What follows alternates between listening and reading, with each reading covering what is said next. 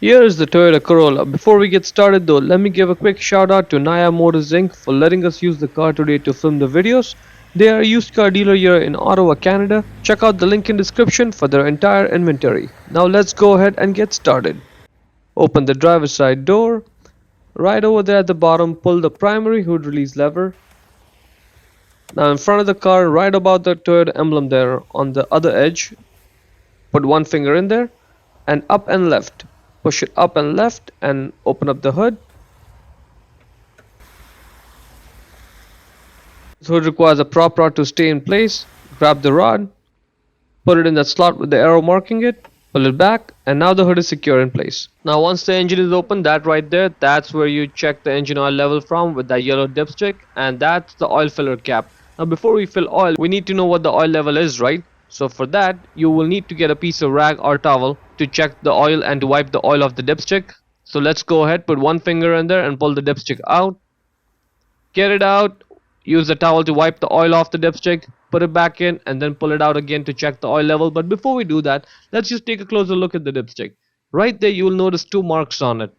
Those are minimum and maximum. The oil level should be in the green zone between min and max. If it's below mean, there's not enough oil in the engine and that's not good.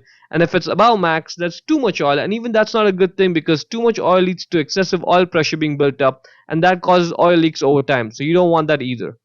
So now let's just go ahead and put the dipstick back in all the way and then we'll pull it out and get a fresh reading. Let's see, this oil level is right below the maximum. It's above minimum, so that's good, but it's below maximum, so we don't need to add any oil, we don't have to take off any oil, so that is good. Once you're done checking the oil level, just wipe the oil off the dipstick and then let's just put the dipstick back into the engine. Put it back in all the way and make sure you press it, and that's it. Now it's secured. Now if you do have to add oil, make sure you do it gradually. So add a little bit of oil, check the oil level, again add a little bit more and then check the oil level, and so on and so forth. So that way you make sure you don't end up overfilling the engine with too much oil. And what type of oil we need? 0W20, just like it says over there, and that's what it should say on the bottle as well. Now if you cannot find 0W, you can put 5W in there, right? That's okay, but the 20 part, it should be matching. So that's the oil filler cap. You have to twist it left to open it up.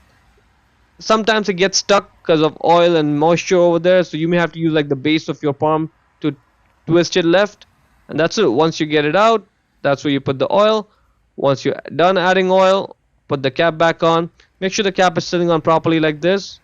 Yep, that is good. Now let's just twist it right and tighten it, and that's pretty much it. You are now done.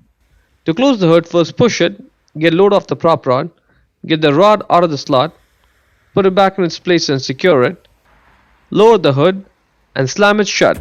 Hope you found it useful.